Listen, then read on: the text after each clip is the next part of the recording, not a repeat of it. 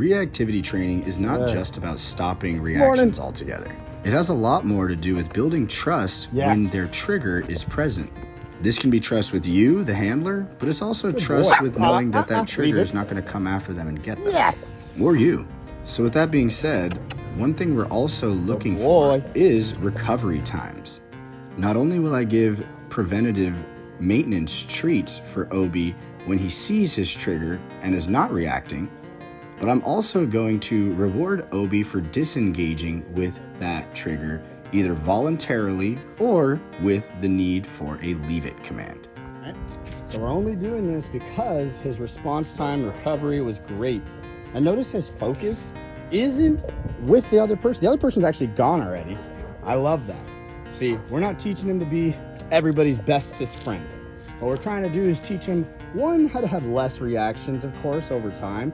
But two, when he gets uncomfortable, if he has a reaction, I want him to be able to trust me when I ask him to leave it, because that person isn't something we have to stay focused on and really be, intimidated by if we've got it under control.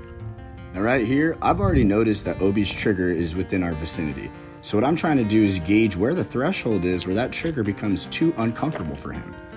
Right here is where Obi finally notices the trigger. And what I do is I actually praise him for noticing the trigger in order to make it something that's not scary.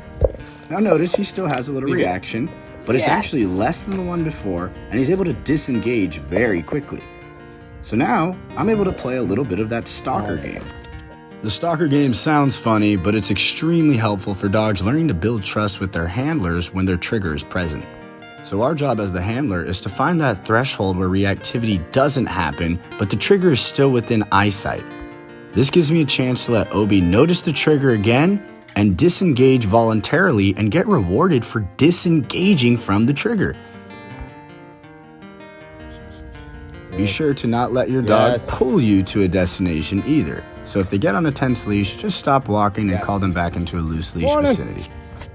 Now, even though across the street there's a family of 3 with a little kid, teenager, and dad, Obi's able to notice them and not react, which is actually why I'm rewarding here. We're not only rewarding disengage moments, but we also want to reward our dog when they notice the trigger and not find it that big a deal. Very good job. Yes! Any check-in gets a reward. That was perfect, pal.